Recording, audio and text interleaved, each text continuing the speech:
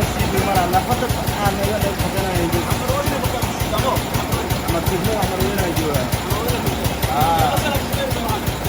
هذه المدة توصل أنا توصل عندي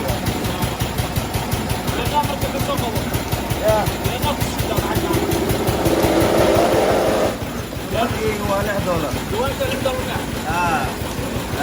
ايوه ما استطيع مصطلح يوكي aniga waxaan dhex maraynaa maanta xamrweyne Elias ay malay u soo doontay ay maanta malay iyo waxa la soo dilay iyo abooya ma sha Allah